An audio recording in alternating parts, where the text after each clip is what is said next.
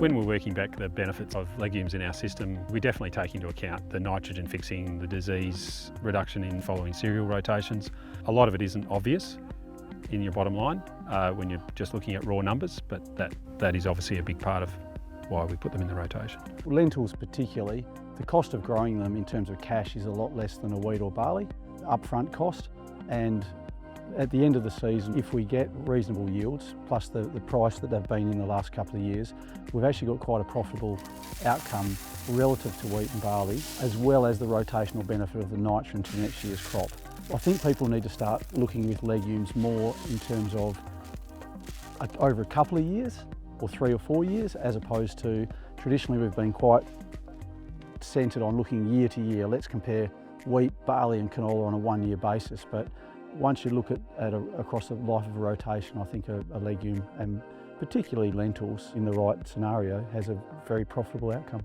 We've always tried to grow a legume in our cropping rotation. Traditionally it was just clover and medic. Sheep would be the predominant break in our cropping rotation. Growing beans allows us to crop without relying on sheep to provide the profit for our break crop in our cropping phase. So yeah, we've been exploring trying to find a profitable legume that doesn't rely on the sheep to make the system work.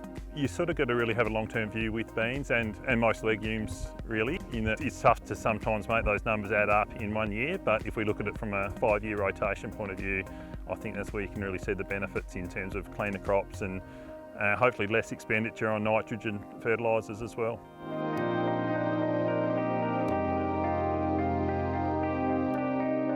We're fixing between 100 and 140 units of nitrogen from a bean crop, depending on the biomass. So that is generally enough to grow, nearly 2 wheat crops. So that carrying through to the canola saves us a lot of inputs in terms of nitrogen. Adding the sheep over the summer, allowing the sheep to get to feedlot weight, and then saving us a grass spray in a wheat phase as well. So they're all little wins that do add up and does help us try to keep our operational costs down over the whole course of the farm.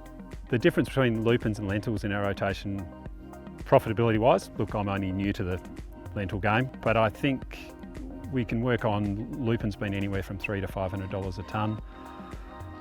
2 to 3 tonnes of lupins is attainable. Lentils seem to be very similar to canola in our environment as far as yield potential, so anywhere from 1.5 to 2.5 tonnes.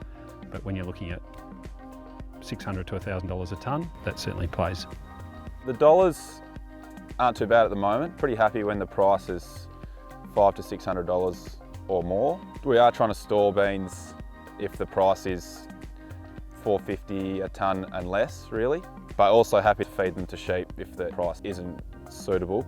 That rotational benefit and that long-term profitability is something that we probably actually need to get more trial work on, and there's some stuff that's been done in the eastern states where they've looked at all phases of the rotation in each year across 5 years. We haven't done enough of that in WA, and I think if we bring some of that work in and people can look at all these crops in the same year, then rolled over a 5-year block, there's some interesting stuff that teases out, and that's where the benefits of a legume, for all the benefits, the nitrogen, the disease break, all sort of start to come in. I mean, there's even little things like there's a bit more water left behind from a legume from the previous year to the next year. So if we get a dry season like we had last year, the residual moisture from 2023 into 24 was actually quite beneficial.